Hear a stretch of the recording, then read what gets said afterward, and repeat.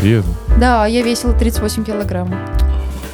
Почему у меня и аллергии, и друзья от меня отворачиваются, и отец умер. Эй, жена, на. Вообще, что происходит? Но поскольку у меня другого выхода не было, меня слишком сильно приперло, я решила, окей, попробуем принять. Стала книжным червем книги Мормона. Всем привет, меня зовут Дмитрий Никифоров, с нами сегодня моя супруга Ирина Никифорова. Привет.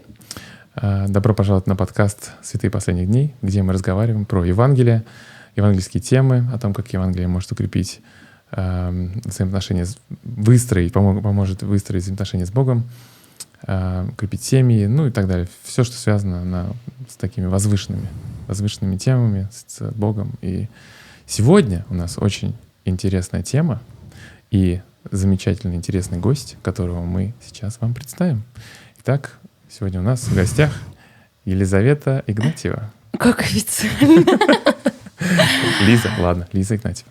Лиза, привет. Привет. Спасибо огромное, что ты согласилась присоединиться к нашей беседе сегодня.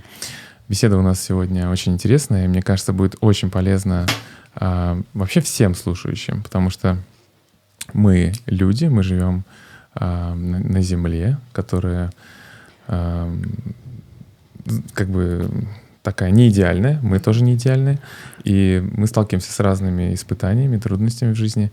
И как вот мы учимся преодолевать эти трудности, и как Евангелие помогает эти трудности преодолевать. И вот твоя история очень интересная с точки зрения вот как раз-таки, как ты...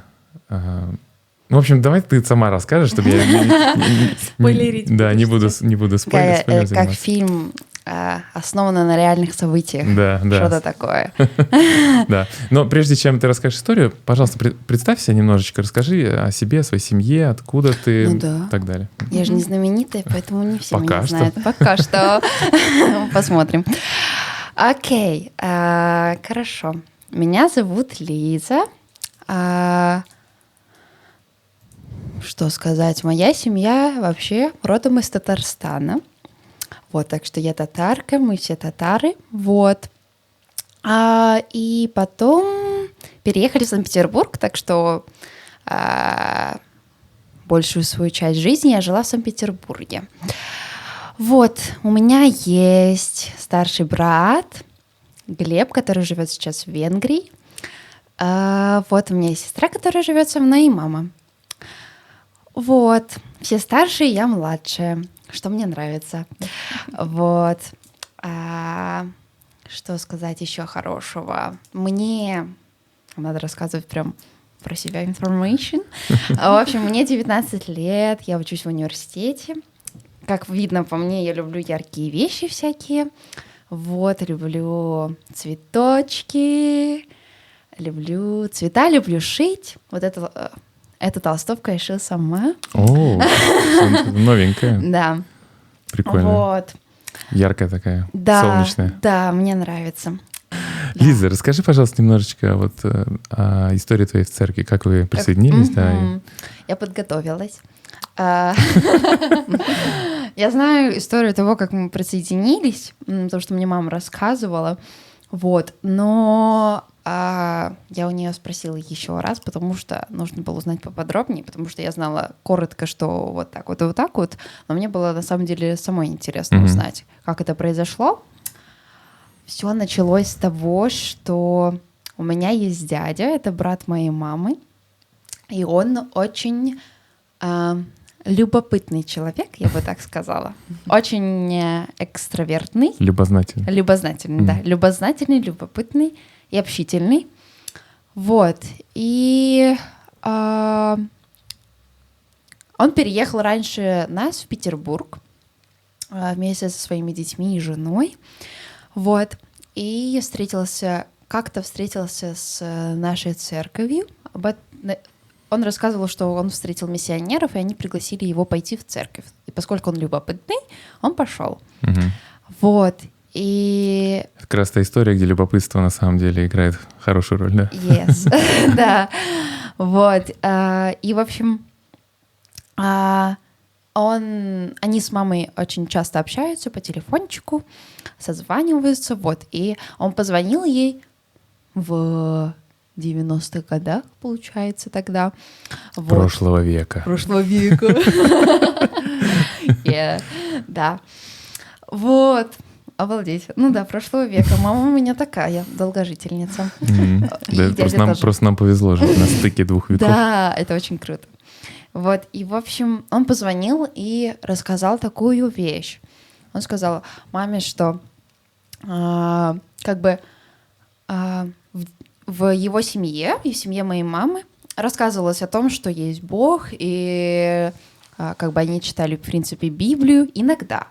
Потому что в России популярно принадлежать к православию. Вот, и поэтому моя мама и ее семья тоже принадлежали к этому, потому что их родные до этого принадлежали, и, в принципе, это просто была как привычка. Традиция такая. Да, традиция, да, согласна. Вот. Но в нашей церкви он узнал такую вещь, которую он как раз поделился с мамой в разговоре. Он сказал, что Лара, представляешь, оказывается, есть не только ад и не только рай, и что если мы там согрешим, мы не сразу попадем в ад, но что, оказывается, есть еще разные другие царства. Еще помучаемся. Еще помучаемся, да. Ну, в общем, он был рад тому, что есть еще другие царства, и что и что зависит от того, насколько мы потрудимся на этой земле, насколько мы потрудимся на этой земле, таким в том царстве мы и окажемся. Все намного сложнее, чем он думал. Да, он такой думал. Но он раньше выпивал, и, в общем, очень был заводным парнем. Вот, ну и мама тоже. Вот, и поэтому они думали, Лариса? Трудно представить. Она и курила. Сейчас все расскажешь. Ну, жила жизнью большинства. Да. То есть не знала. Она жила, ни в чем себе не отказывала. Много парней было у нее. В общем, очень популярная была тоже такая. Вот. И поэтому он, в общем, рассказал ей об этом. Просто они думали, ну вот, ладно, окей, есть рай и ад, ну как здорово, как примитивно придумано, в том плане, что если ты совершил грех, и ты не знаешь, как покаяться, потому что, к сожалению, это не так подробно рассказывается, как это можно именно сделать, и люди многие не понимают, что делать, когда они совершают грехи, и думают о том, что это навсегда. Вот, и они думали, ну окей, поживем жизнь, потусим, ну и попадем все равно в ад, какая разница? Вот. Но оказалось нет, оказалось более глубже. И это очень удивило моего брата и удивило мою маму. Вот. И поэтому в Татарстане, к сожалению, не было приходов тогда еще в нашей церкви. И поэтому мама иногда приезжала в Петербург, чтобы навещать, потому что ей очень нравился этот город. И тогда она иногда посещала церковь. Вот. И это длилось в течение того, как рос мой брат, потом подросла моя сестра, точнее, родилась моя сестра, подросла немножко там. Меня еще не было. Вот. И что было дальше? Дальше было то, что мама переехала в итоге в Петербург, когда я была у нее в животе, потому что она там училась и очень рвалась в этот город. Она крутая, поэтому ей было скучно в Татарстане, потому что раньше была популярна Москва и все такое. Вот. И, в общем, они туда приехали, и она пошла в церковь, почувствовала себя там как дома. Вот. И все были к ней очень доброжелательны, и она прям почувствовала, что здесь есть Бог. Вот. И я родилась в церкви, получается. Ну да. Да. И у нас была такая проблема в семье, что активная была только моя мама, а папа, он был сначала атеистом, вот, и не придерживался никакой религии. А потом, когда мама присоединилась к нашей церкви, к церкви Иисуса Христа Святых Последних Дней, папа присоединился к православию. И у них начались контры. Очень большие контры. И папа нас водил в одну церковь, мама нас водила в другую церковь. И они постоянно из-за этого очень спорили. И, к сожалению, так и не смогли найти компромисс. Вот. И получается, уже с самого маленького возраста, там мне было 5 или 6 лет, папа и мама заставляли выбирать. Ну, мама не заставляла, папа заставлял выбирать, потому что он был более агрессивным, и заставлял выбирать. Ты выбираешь либо эту церковь, либо эту церковь. Вот. И из-за такого сложного и напряженного выбора, и из-за этих ссор... Никуда, наверное, не хотелось. Ну, я ходила и туда, и туда. Вот, потому что... ну, либо так, да.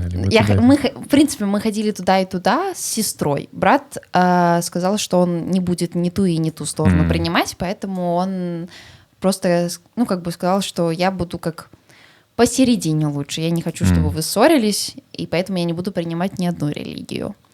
Вот. А мы с сестрой ходили туда и туда, но нам больше нравилось в нашей церкви, куда ходила мама. Потому что там было интересно, там были кружки, многие мероприятия для детей, вкусная еда. У нас были там друзья, с кем мы могли познакомиться. То есть было все так сделано для того, чтобы детям было на самом деле интересно. А когда мы приходили в другую церковь, там были вкусные булочки, и мы пили когор. Вот. Вкусно, наверное, пахло... Свечками. Свечками, да, вкусно пахло. Ладаном. Мы ходили, папа нам объяснял, в принципе, в чем смысл, но мы немножко не понимали, потому что там были взрослые, много взрослых людей, мало детей, там была воскресная школа, но я вообще ничего не помню оттуда. Вот. А в нашей церкви было так, что проводились такие интересные уроки, где мы могли рисовать, раскрашивать Иисуса Христа. Это было очень здорово. Это мне очень запомнилось. Вот. Так что из этого я сделала потом выбор в пользу нашей церкви, потому что мне там чувствовалось более комфортно, и я видела какой-то смысл того, чтобы туда ходить. Вот. Не чувствовала ли ты, что предаешь отца? Он обижался, когда ты выбирала идти в мамину церковь? Он очень был агрессивным, поэтому ему было все равно, что мы выбираем. Он нас силой тащил в другую церковь, крестил. Мы крестились в той церкви, когда мама уехала в храм. То есть он сделал это тайно. Вот, то есть они постоянно из-за этого спорили, и нам как бы очень было неприятно. Моя сестра любила больше папу, я любила больше маму. Вот, поэтому моя сестра как бы поддерживала папу, а я поддерживала маму, потому что мама была более добрее, мягче, и мне как-то чувствовалось с ней более безопасно в данных обстоятельствах. Но потом папа заболел раком, и в скором времени он умер. И поэтому мы смогли как бы выбрать то, что нам действительно по душе. Сколько тебе было лет, когда он умер? Когда он умер, мне было 8 лет. Вот. Я самая младшая в семье. Но очень интересная история произошла. Он нам запрещал креститься в церкви, в ту, которую ходила наша мама, в той церкви, в которой мы сейчас, но при этом крестил нас в своей церкви. Вот. И тогда, когда он умер, это было очень трагичное событие для моей семьи, но для меня как ребенка, в общем, слова, которые я сказала тогда, когда он умер, были такие, как бы, наконец-то я могу креститься. Как бы это было очень трагично, но мои слова как бы показали мой выбор уже сразу и показали то, как папа заставлял и терроризировал нас своим выбором. И делал так, как он хочет, но и не слушал маму, и это приносило очень много боли всем. Вот. Так что я рада, что я могу быть в этой церкви, и рада, что уже будучи ребенком, я смогла сделать свой выбор. Вот. Удалось отца простить? Пока еще нет. Пока еще я над этим работаю, потому что, к сожалению, он принес очень много боли в нашу семью, и бил нас, и ругал очень сильно, и смеялся. Вот. Но, к сожалению, у него было психологическое расстройство, и потом еще то, что сопутствовал рак, тоже очень сильно углубило его в православие, потому что его немножко разум помутнился, и на самом деле он мог бы выжить, но из-за того, что он углубился в православие, он сказал, что я не хочу лечиться, приму то, как есть, и так далее. В общем, он сделал как бы свой выбор, и из-за этого как бы его выбора, из-за тех поступков, что он сделал, тяжело его пока простить. Вот. Но маме удалось. Маме, которая терпела больше всего, ей удалось. Вот. Но благодаря Богу. Да, мне кажется, наверное, это сложно говорить об этом, потому что это же родной отец, и такие трудные моменты тебе, как ребенку, приходилось переживать с раннего возраста. Поэтому спасибо за откровенность твою. То есть ты крестилась уже 8 лет, получается. Поскольку папа умер в 8 лет, я была... Не буду кривить душой. Я была очень рада, что я могу креститься. Да, и ты приняла и я решение крестилась вступить в именно завет. в 8 лет, как нужно. Ой, как не нужно, а как разрешено. Потому что Разрешено. моя сестра крестилась вместе со мной. Мы крестились в один день. А у вас разница какая с сестрой? 3 года. 3 года. С 3 года и 20 дней. Вот. Мы крестились с ней в один день. Вот, это... Я была очень рада, что я смогла креститься именно в 8 лет. Я не знаю, мне очень нравилась в детстве церковь, потому что ко мне очень относились там по-доброму.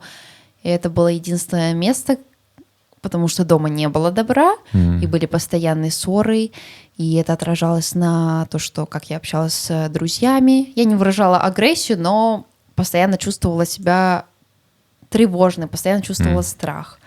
Вот. Но когда я приходила в нашу церковь, я видела улыбки людей, я видела то, как обо мне заботятся, что меня не ударят, что мне дадут еду вкусную, например, и расскажут что-то интересное. Мы сможем попеть вместе, провести как-то время. Это было очень здорово. То есть как тогда наш приход являлся как убежищем, я бы так сказала, для меня. Поэтому я была очень рада креститься. Я запомнила день крещения очень сильно, потому что было очень много людей, я не знаю почему, вот, и все дарили мне и моей сестре подарки. Я почувствовала, как будто это было мое день рождения, даже круче, чем день рождения, потому что мне так много в жизни подарков не дарили. Да, это было очень здорово. Вот, и все говорили приятные такие вещи, и у меня была улыбка до ушей, очень было приятные чувства. Я прям чувствовала, что мне здесь рады. Было очень здорово. Чувствовала именно любовь Бога. Вот, чувствовала, что я сделала правильный выбор. Поэтому я была рада, потому что сложно делать всегда выбор.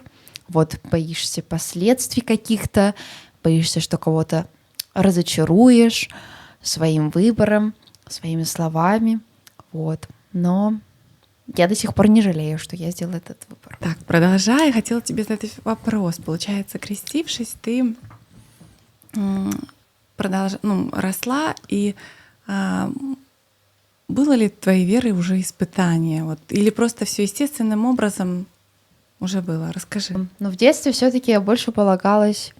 Я рада была тому, что я нахожусь в церкви, рада была тому, что это стало для меня как убежищем и как местом, где я могу чувствовать любовь.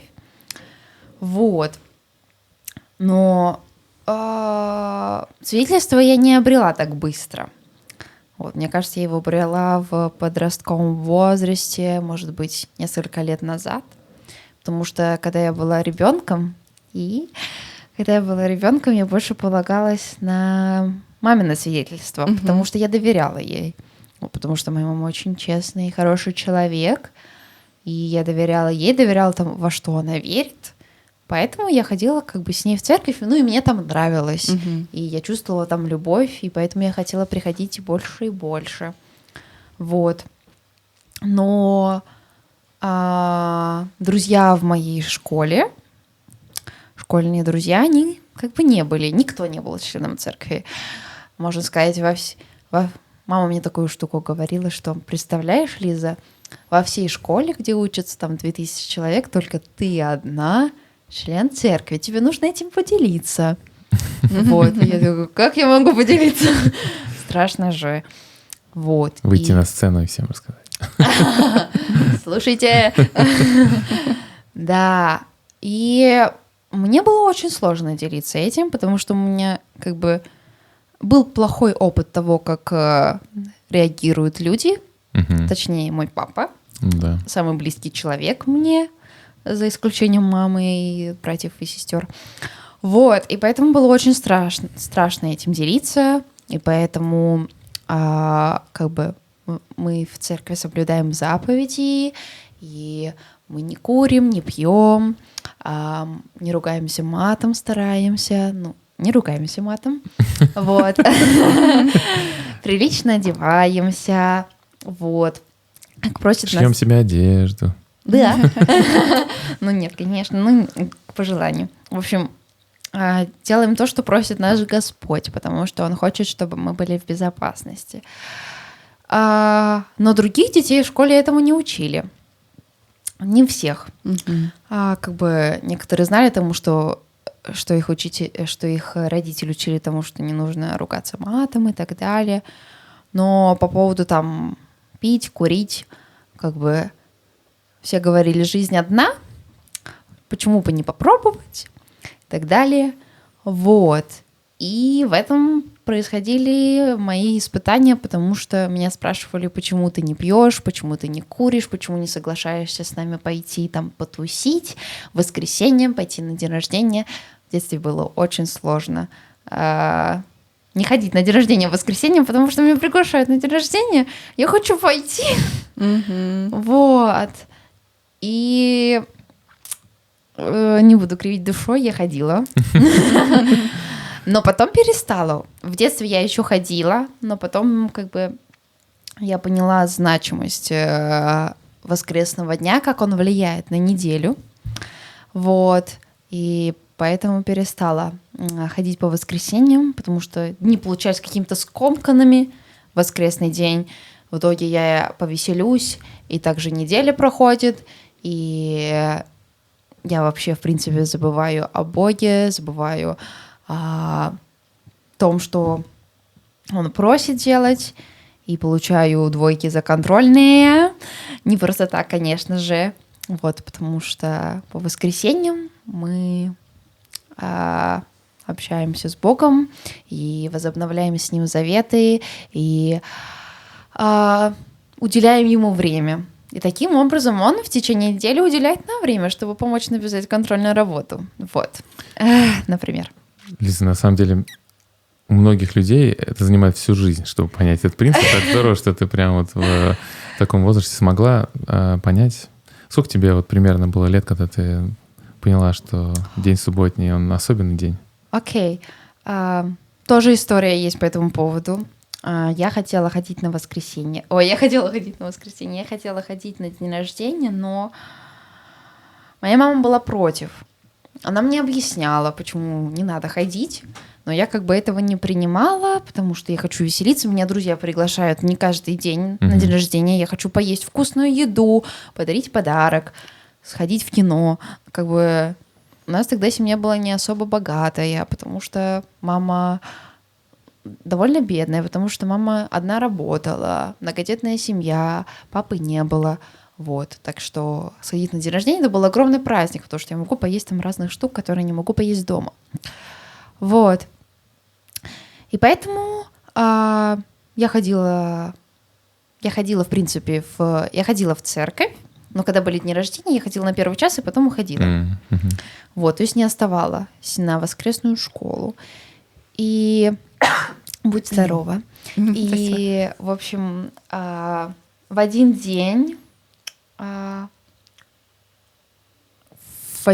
я вообще не захотела пойти в приход. Было такое, потому что из-за того, что я пропускала воскресные дни, как будто терялся смысл того, чтобы ходить в приход. И так, в принципе, нормально. Ничего криминального не происходит. Никто не заболевает, если я не схожу в приход. Ничего, в принципе, не случится. Деньги есть, еда есть. Ну, в принципе, могу и не пойти в приход. Никаких проклятий тебе на голову не сваливается? Не сваливается, как в Библии говорится, сразу. Вот, и в один день я решила не пойти в приход. Потому что в то время я из-за того, что я стала пропускать, потом из-за дня рождения я уже не приходила там, например, вообще на причастное собрание, и, в общем, потерялся смысл того, чтобы ходить в приход, потому что стало больше друзей в школе. Больше дней рождений. Больше дней рождений. И все воскресенья. Да. Вот, и в один день я решила отдохнуть. Зачем мне идти в приход, трудиться, тратить свое время? Надо отдохнуть. Вот. Я сказала об этом маме. А в это время мой брат уже не ходил в церковь, потому что он ушел тогда, когда папа с мамой ссорились. И моя сестра тоже перестала ходить в церковь. И тоже из-за этих конфликтов, которые повлияли на нее. И, получается, осталась в церкви я и мама. Мы ходили вдвоем в приход. Вот, ну и получается, в это воскресенье, когда я захотела не пойти в приход, я притворилась тем, что я чувствую себя плохо, заболела, якобы, чтобы не пойти в приход. Вот, и сказала об этом маме, что я чувствую себя плохо.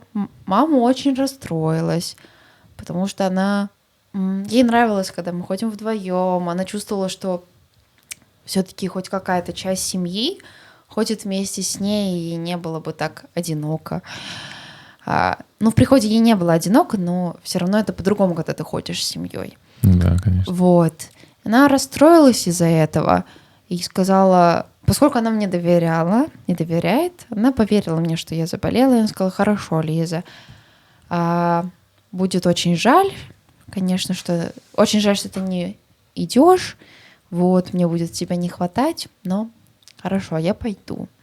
Вот, и она пошла, и мне было здорово, я играла в игры и так далее, но все равно чувствовала себя немножко неуютно, потому что все-таки я соврала маме, вот, и чувствовала внутри какую-то пустоту, потому что приход был для меня убежищем и был для меня радостью все равно, но из-за того, что я стала его пропускать, эта ценность стала проходить. Я сфокусировалась на другом. Вот. И потом, когда пришла мама, она сказала, что ребята по мне очень скучали, что меня не было. Принесла мне открытки от них, которые они рисовали. Вот.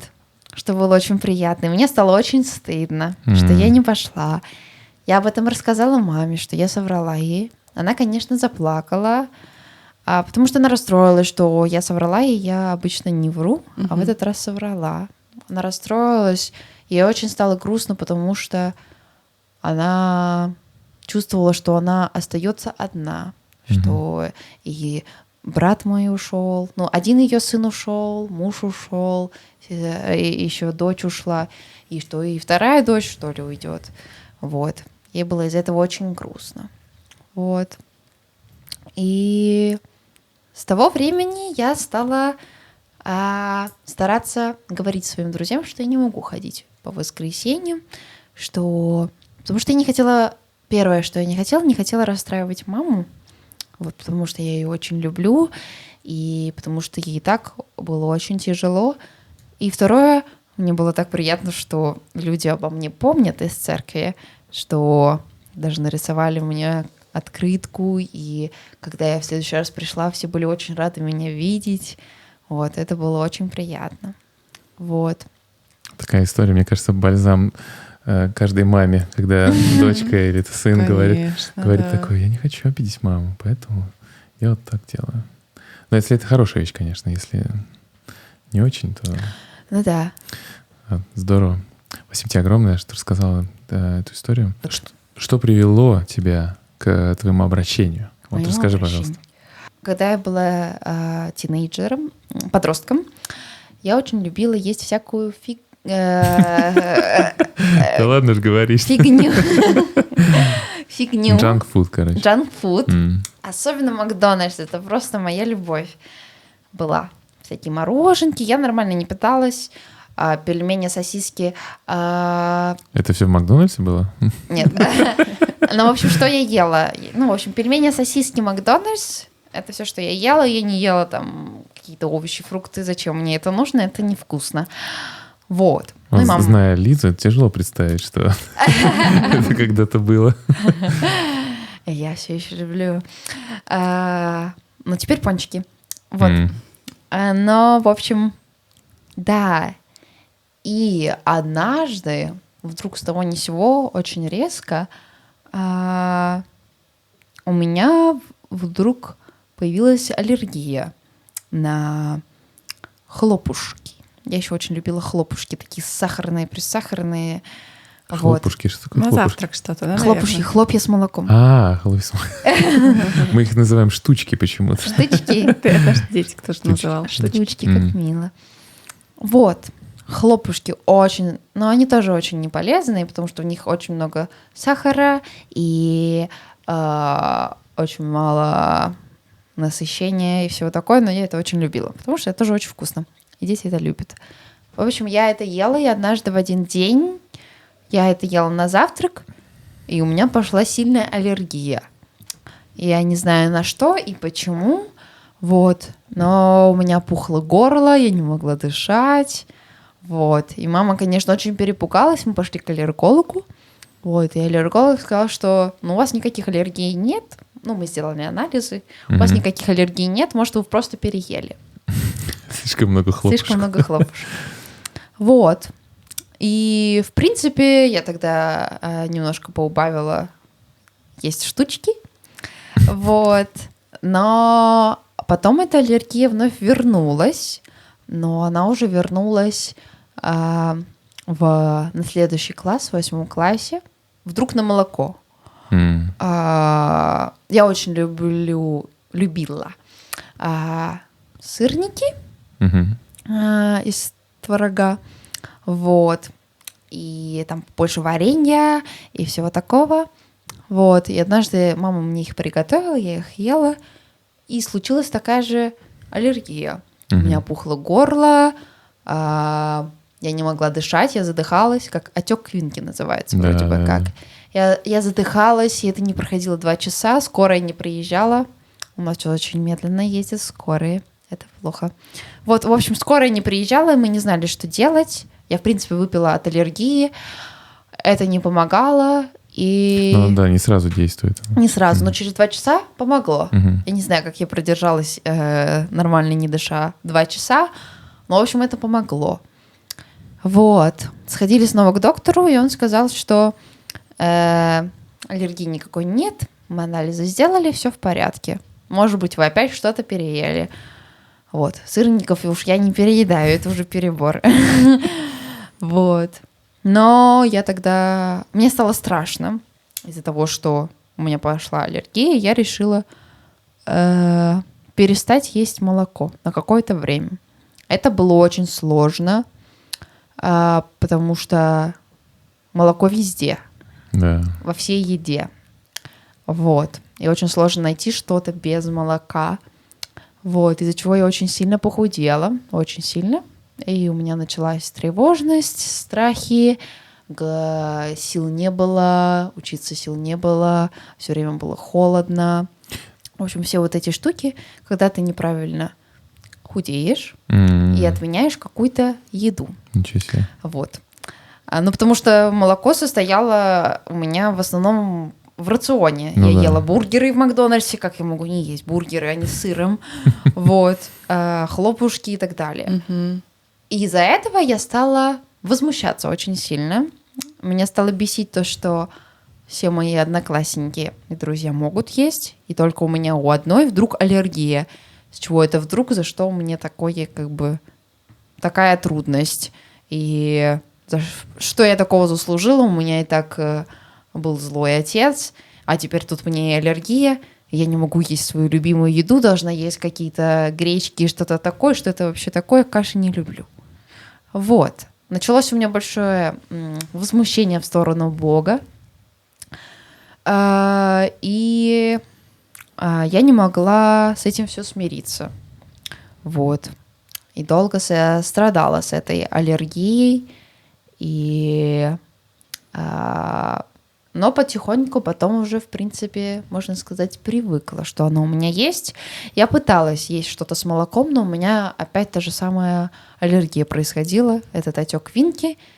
То есть сразу же практически как-то... Мне прям вообще нельзя, и сейчас нельзя никакой капельки молока. Даже как бы трогать нельзя руками, потому что на руках пойдет тоже аллергия. Ничего себе. И это очень было странно, потому что обычно такие аллергии, они как врожденные. Ну да. Особенно там на молоко и что-то такое. Вот, а тут мне 15 лет, и вдруг, здравствуйте, аллергия. Вот, 8 класс, или уже был 9 класс, и я готовлюсь к экзаменам, а тут мне еще эта трудность. Вот, так что началось все с аллергии на молоко. Это только начало. Да, вот. Вот если бы тебе тогда сказали, Лиза, это только начало, вряд ли бы тебе это помогло, конечно. Нет, я все старалась есть все равно это молоко, меня бесила эта аллергия, меня бесил Бог, который сделал это со мной. Вот. Я думала, что я смогу преодолеть эту аллергию, если, не буду так много есть, но иногда буду все-таки есть. Вот. Все равно я пыталась есть бургеры и так далее, но аллергия меня преследовала. Вот. И что привело к полной непереносимости. Потому что я все пробовала, пыталась пойти против своей аллергии. Договориться с ней. Да. А потому что, с чего это вдруг так резко и так не вовремя? Не хотелось, наверное, верить, да, что это правда? Вообще не хотелось верить. Верить. Вот. И было очень грустно, потому что, когда ты приходишь на какие-то день рождения, тусовки с друзьями, все с молоком. Да. Кстати, мне кажется, никогда не осознавала, да? Да, не задумываешься над этим, пока не сталкиваешься. Да, и поэтому мне стало очень грустно, потому что все мои друзья могли есть молоко, а я нет. Из-за этого я стала страдать. Ну, ты имеешь в виду молочные продукты, молочные да? продукты, все, что с молоком. Сыр, все, что есть с молоком, даже в хлопушки зачем-то добавляют молоко кукурузное. Не знаю. Ничего себе. Очень было сложно найти что-то. Поэтому так хорошо они с молоком идут, потому что там уже молоко есть. Yes, да. В общем... И Milky Way, который не тонет в молоке. Да. Вот. Да. Но я, в принципе... Нет, я еще долго времени не могла с этим смириться. Вот. И стала так потихоньку терять друзей, потому что, а как можно тусить с человеком, у которого аллергия на молоко, и даже с тобой никуда не пойти поесть? Они серьезно перестали с тобой общаться из-за этого? О, Вот. люди, вы что? Да, там было еще и хуже. В общем, я, в принципе, как бы потихоньку стала так, окей, ладно, буду есть что-то другое. Буду есть козье молоко. На него не было? На него не было аллергии. Но его было очень сложно достать, и оно было дорогим. Я, кстати, вырос на козьем молочке. У нас были козочки у бабушки. Мило. Да, мы даже умели их доить. Здорово. Блин, это очень здорово. И у тебя сейчас нет на козье молоко? Есть. Ах ты ж. Потому что я стала его есть, А. и очень сильно. Я стала есть козий сыр, козье молоко, все это стала есть. И типа смирилась. Такая, окей, ладно, хотя бы козье молоко могу есть. Стали всякие разные другие магазинчики находить. Вот. Пока и на козье молоко не появилась аллергия. Спустя несколько месяцев. Кто-то там решил обрезать вообще молочную кухню тебе. Да. Да. И из-за этого, ну и не только из-за этого, из-за проблем с друзьями, из-за того, что я перестала получать полезные свойства от молока, и их никак нельзя было восполнить в то время. Вот. Как бы организм стал немножко обезвоженным быть и как сказать, в общем, не хватало сил. Ничего себе. Проблемы стали с волосами, с зубами, потому что для этого всего нужен кальций все-таки для роста человека. И мне всего этого не хватало. Вот. И пошли всякие комплиментики мне из школы о том, как я классно выгляжу.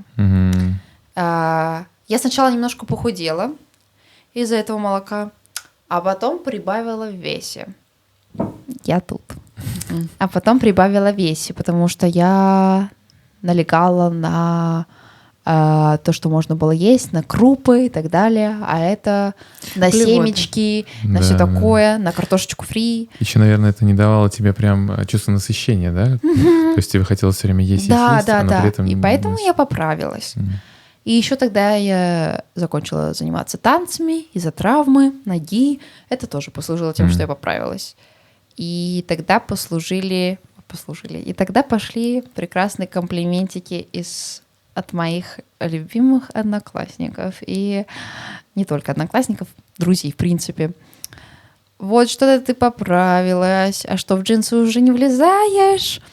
Какое у тебя личико, похоже на хомячка.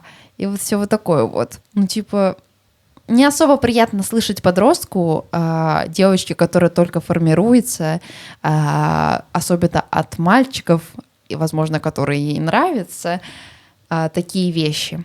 А они знали, через что ты проходишь? Или Нет. Ты не рассказывал? Ну, как бы они знали, что у меня... Некоторые знали, что у меня есть аллергия, я не всем рассказывала. Вот. Потому что не со всеми близко так дружила, чтобы рассказать об этом. А это была больная тема такая. Вот. И поэтому они прикалывались надо мной, им было весело, а мне нет. Да. Мне совсем было не весело, потому что у меня и так аллергия, я поправилась не по своей воле. Вот. А вы еще хотите надо мной прикалываться. Спасибо большое. Вот. Ну и пошли комплексы. Может, они не со зла, может быть, они просто не знали, как об этом сказать. И неправильно это делали. Ну да, все-таки мозгов не было в то время еще. Много чего не было. Но девочки быстрее же развиваются, чем мальчики, говорит наука. Но девочки тоже мне делали такие комплименты. В общем, это было очень неприятно. Так что, знаете, люди о том, что если вы видите, что человек поправился, он поправился не просто так, и не нужно говорить ему, что ты хомяк. Он сам знает, хомяк он или не хомяк. Да. Вот. Об этом может позаботиться либо его близкие друзья, либо его родители. Вот, есть кому позаботиться, так что... Да. Хороший совет. На самом деле, да. Я стала из-за этого худеть. Я стала ничего почти... Ну, в то время были популярны, до сих пор популярны такие диеты. Похудеем за 600 калорий. Хочешь пить, попей... Хочешь есть, попей водички. Вот девиз анорексички. Жесть. Вот. И у нас даже на холодильнике был такой магнит. Проголодался, иди в постель, поспи. Вот, это я выиграла такой магнит и повесила его на холодильник, чтобы его видеть и как бы отворачиваться сразу от холодильника. Я стала буквально нездорово есть, стала есть только фрукты. И все, в принципе. Наверное, я ела фрукты, иногда овощи. Там, на завтрак у меня могло быть яблоко, на обед может быть суп, который мама приготовила, чтобы маму не расстраивать и не рассказывать о том, что я худею. Вот. Ну и все, в принципе. Может, на вечер салат какой-нибудь. И все логично вот в каких-то супер маленьких порциях. Потому что так рассказывал мне интернет, что так хорошо будет, если я так похудею. Вот. Были такие сообщества, где мы поддерживали друг друга, когда худели. Вот. Ну и моим одноклассникам я стала нравиться вдруг, потому что я похудела. Ух ты, какая красивая. Пойдем на свидание и так далее. Вот, а мне уже эти свидания уже были не нужны. Потому что уже голова была сосредоточена на том, что надо похудеть, надо похудеть, надо похудеть. Я ужасно выгляжу, я жирная и так далее, и так далее. Вот это. Вот. Слишком много было мыслей. Вот об этом. Ну и довела я себя до анорексии. Вот, да. Серьезно? Да, я весила 38 килограмм. Обалдеть. И ты довольно высокая. Да, у меня рост 169, 168. 38 килограмм. 37 было меньше. У меня есть фотографии. Представляешь, вот что могут слова людей делать? Представляешь? Какое влияние оказывает на самом деле то, что мы говорим другим. Очень. Даже не задумываясь о том, что говорим. И проблема была в том, что будь ты толстым, будь ты худым, тебе все равно люди будут недовольны тем, как ты выглядишь. Типа не ты недоволен тем, как ты выглядишь, а другие люди недовольны. Я стала худой, и мне стали говорить о том, что вау, да ты палка. Ну, палка вот такая. Или вау, да ты выглядишь как доска, нет у тебя ни попы, ни груди. Кто с тобой захочет встречаться? Говорили мне об этом близкие мне люди. Вот. Которых я уважала. Довольно взрослые люди мне об этом говорили. То есть уже не подростки. И говорили о том, что вот, да ты знаешь, до сих пор коробит меня, да ты знаешь, между прочим, мужчинам нравятся только те девушки и женщины, за которых можно обнять, и у них там есть хоть какой-то жир, и там... Полная противоположность, да? Да, полная противоположность меня, потому что я худела, и из-за того, что в голове постоянно я жирная, жирная, жирная, жирная, потому что так мне в голову вбили, я уже в зеркале не видела себя худой, хотя я была довольно худая. Когда человек начинает нездорово худеть от тех комплиментов, которые ему делают, его мозг становится тоже нездоровым. Из-за истощения, из-за всего голова просто не соображает и пытается добиться цели. А ты обвиняла Бога в этот момент тоже? То есть ты, когда у тебя появилась аллергия, как бы фокусировалась на том, что это Бог виноват. А вот с этим это мальчики виноваты? Или кто вот в этом во всем был виноват? Ты искала виновного? Мне кажется, я была тогда настолько сконцентрирована на том, чтобы похудеть. У меня была мысль только добиться цели, добиться цели, добиться цели, добиться цели, что я не думала уже ни о ком, я просто ненавидела все и всех. Как ты вышла вот из такого тяжелого состояния? Как я вышла из такого тяжелого состояния? Это все привело меня к тому, что я легла в больницу, потому что я нормально не могла есть, я ела, что попало, я пыталась восстановить свое питание, вот, но аллергии еще все больше и больше вдруг появлялись, там на молоко, потом вдруг появилась и на глютен, и вдруг на что-то. И реакция еще была одинаковая, да? Да, реакция была одинаковая, с отеком, вот. И, в принципе, мой живот такой уже, ты мне еду давно не даешь, давай тогда отвергнем все. Может, и без нее обойдемся, да? Да. Вот, и поэтому он на любую еду уже стал реагировать, плохо. И у меня стал вздуваться живот, стал плохо перевариваться. Это, наверное, тоже далее. выход из анорексии тоже очень тяжелый, да? Вот из-за Да, этого. очень тяжелый, потому что до сих пор у меня есть мысли того, что я жирная. Да, очень сложно из этого выбраться. Это такой порочный круг, когда ты вступаешь на этот порочный круг того, что ты называешь себя жирной, становишься неуверенной в себе, и это портит твою самооценку. Очень тяжело и выбраться из этого круга. Вот. И в итоге я попала в больницу, потому что довелось все до 37,5 килограмм. Вот. И в этой больнице, поскольку у меня болел живот, и у меня появилось много аллергий, нужно было исследовать именно эту область. Логично. Все называли меня врачи тоже анорексичкой. Прям врачи называют? Они говорили, типа, ну вот ты не ешь, тебе нужно просто начать есть, из-за этого у тебя болит живот, из-за этого у тебя аллергии. Обалдеть. Мы очень много врачей обошли. Да, очень. Очень много врачей обошли, и платных, и неплатных.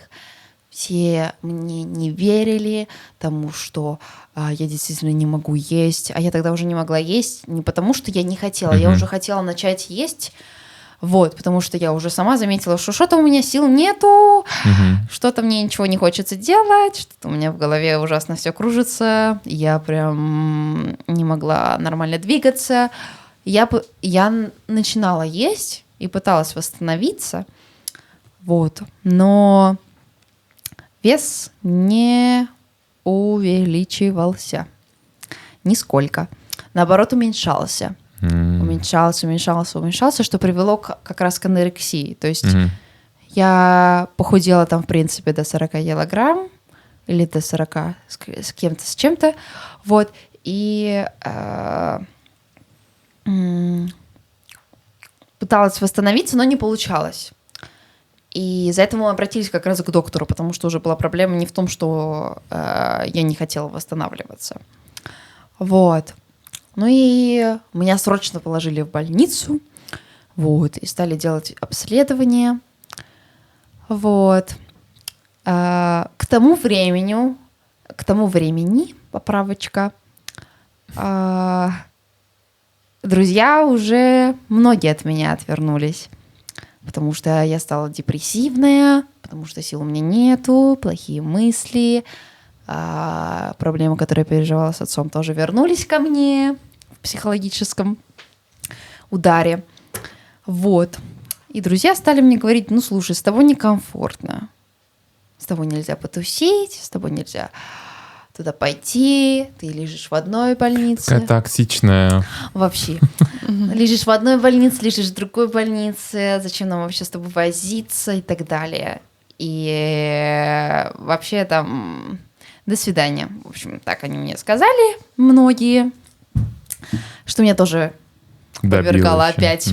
И я вообще не понимала, что я, подери, сделала, почему у меня аллергии, и друзья от меня отворачиваются, и отец умер, и вообще все это скопилось, в общем, в одну кучу. Вот. Пока мы не нашли одну больницу, как раз в которую я очень во многих лежала, в больницах, и доктора мне говорили, тебе надо есть. Давай ты будешь есть, и все наладится. То, что у тебя живот болит, то, что у тебя вдруг аллергии резко появились, это все потому что вот ты вот анорексичка и так далее, из-за того, что ты не ешь, тебе надо есть.